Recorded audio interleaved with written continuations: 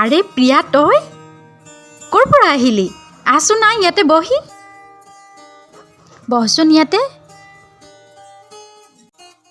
ক'ৰ পৰা ওলালিহি ইমান দিনৰ মূৰত বাৰু? আমি ইয়াতে নতুনকৈ শ্বিফ্ট হৈছোঁ। হাজবেণ্ডৰ ট্ৰান্সফাৰ হৈছে, এতিয়াৰে পৰা ইয়াতেই থাকিম। তই ওচৰতে থাক বুলি গম পাই আহি গ'লোঁ। আৰু তই ইয়াত এনেকৈ? মোৰ মানুহজনে ইয়াতে টিউশ্যন কৰে আৰু ময়ো নতুনকৈ। তইতো কলেজত টপ কৰিছিলি ন? মইতো ভাবিছিলোঁ তই চাগে কোনোবা চৰকাৰী চাকৰিয়ালৰ লগত বিয়া হৈছ আৰু নিজেও চাগে ভাল চাকৰি কৰ। মোৰ কিন্তু এইবোৰত ঠিক আছে দেই। হাজবেণ্ডৰ অইলত চাকৰি, এতিয়াতো বিন্দাছ থাকিব পাৰোঁ। তেওঁৰ প্ৰমোশ্যনো হৈছে। সেয়া চা, তেওঁৰ কথা কওঁতে ফোন আহিলেই। হেল্ল'। ক'ত আছ তই? ঘৰত থাকিবলৈ মন নকৰা হ'লি যে? নহয় মানে মই বান্ধৱী এজনীৰ ঘৰত আহিছিলোঁ। ভালে ভালে কৈছোঁ, সোনকালে ঘৰলৈ আহ।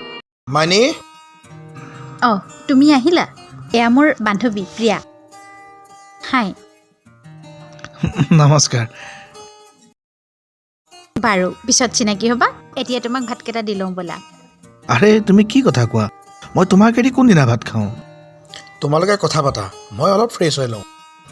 আৰু এটা কথা, তুমি তোমাৰ বান্ধৱীৰ খবৰটো পাইছানে নাই? তোমাৰ বান্ধৱীৰ চাকৰি হৈছে।